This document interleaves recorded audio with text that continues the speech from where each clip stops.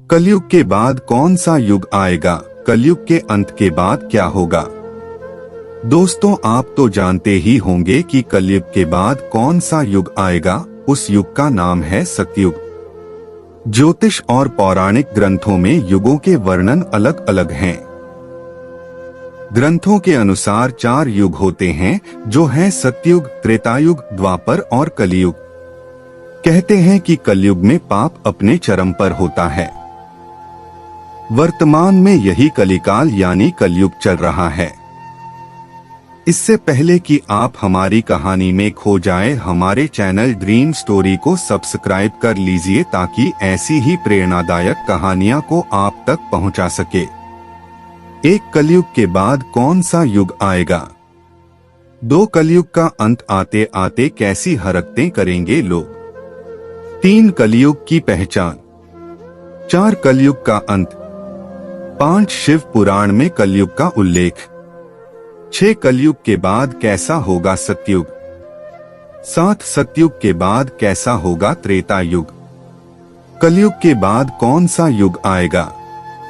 कलयुग के बाद ऋषि मुनि फिर धरती पर अवतरित होंगे, लेकिन कलयुग की प्रधानता के सवाल पर शुरू से ही विचार किया जाना चाहिए।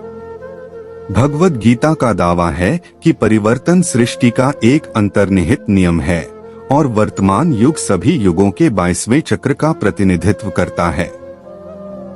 जिस प्रकार शरीर त्यागने के बाद आत्मा नया रूप धारण करती है और दिन के बाद रात होती है, उसी प्रकार युग भी एक निश्चित अवधि के बाद बदल जाते हैं।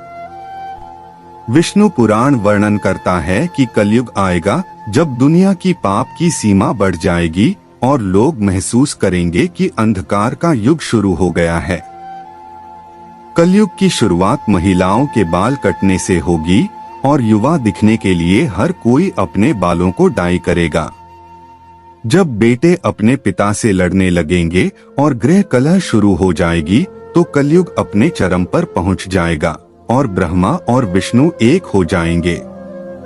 कलयुग का अंत तब होगा जब विष्णु कल्कि का रूप धारण कर दुष्टों का नाश करेंगे, जिसके बाद सतयुग एक नया युग शुरू होगा। कलयुग का अंत आते आते कैसी हरकतें करेंगे लोग?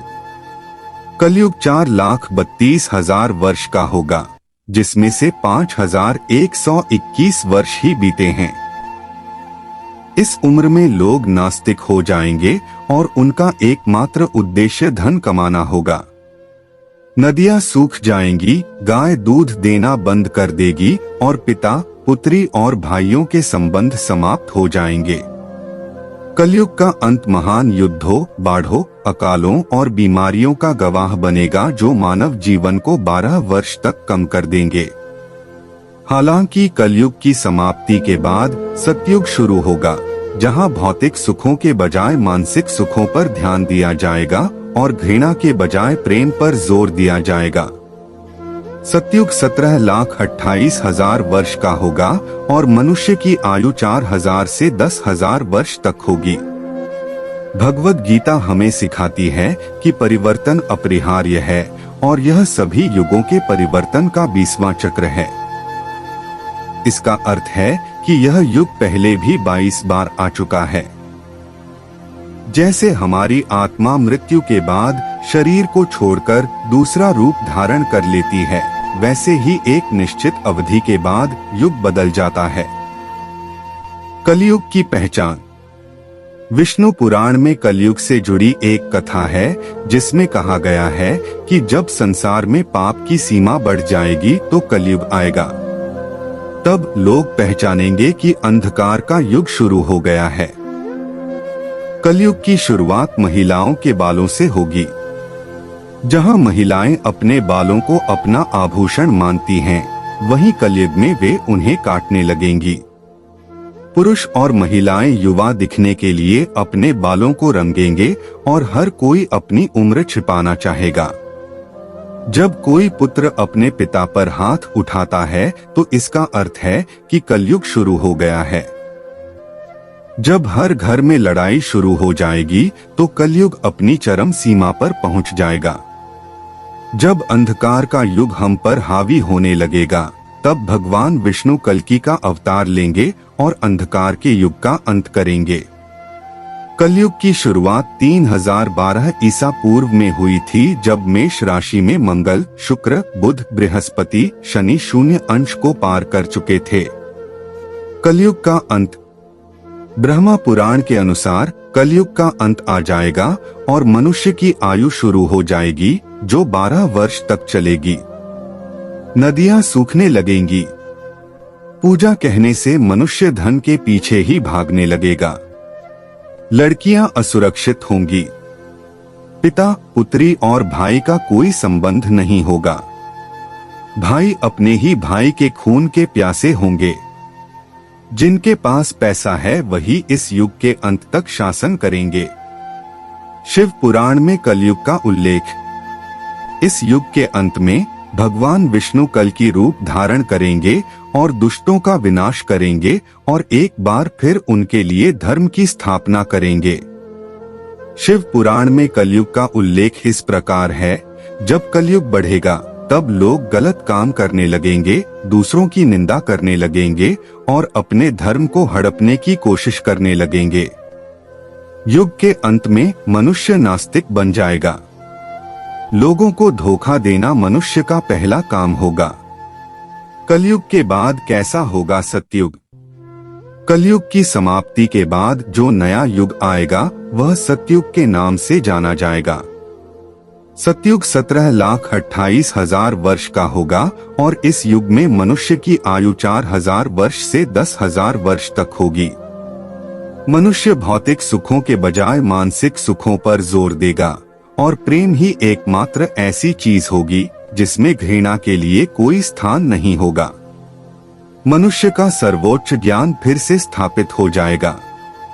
सतयुग में लोग आध्यात्मिक और नैतिक मूल्यों पर केंद्रित एक सरल और संतुष्ट जीवन व्यतीत करेंगे। लालच और भौतिकवाद के लिए कोई जगह नहीं होगी और लोग प्रकृति के साथ सद्भाव से रहेंगे।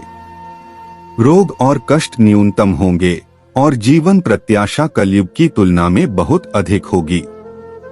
हिंदू पौराणिक कथाओं के अनुसार सतयुग के बाद त्रेता युग, द्वापर युग और फिर कलयुग होगा। यह चक्र दुनिया के अंत तक जारी रहेगा और फिर सृष्टि का एक नया चक्र शुरू होगा। सतयुग में मनुष्य उच्च नैतिक मूल्यों के साथ सादा जीवन व्यतीत करेगा और आध्यात्मिकता से गहराई से जुड़ा रहेगा। लोगों में ईश्वर को देखने की शक्ति होगी और ध्यान और आध्यात्मिक अभ्यासों के माध्यम से ईश्वर के साथ संवाद करने में सक्षम होंगे। कोई हिंसा या संघर्ष नहीं होगा और हर कोई सद्भाव और शांति से रहेगा। सतयुग के बाद कैसा होगा त्रेता युग? सतयुग के बाद त्रेता युग होगा, जो 12,96,000 वर्षों तक चलेगा। इस युग में लोग भौतिकवादी गतिविधियों पर अधिक ध्यान देंगे और महत्वाकांक्षा और शक्ति की ओर उनका रुझान होगा। हालांकि उनका अभी भी आध्यात्मिकता के साथ एक मजबूत संबंध होगा और वे धार्मिकता के मार्ग पर चलेंगे। अगला युग द्वापर युग 8,64,000 वर्षों तक रहेगा।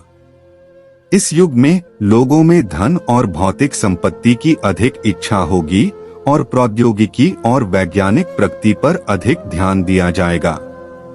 आध्यात्मिकता अभी भी मौजूद रहेगी, लेकिन यह प्राथमिक ध्यान नहीं होगा। अंत में द्वापर युग के बाद फिर से कलयुग होगा और चक्र फिर से शुरू होगा। एक युग का अंत और अगले युग की शुरुआत सृष्टि का एक प्राकृतिक चक्र है और यह हमें सिखाता है कि परिवर्तन अपरिहार्य है।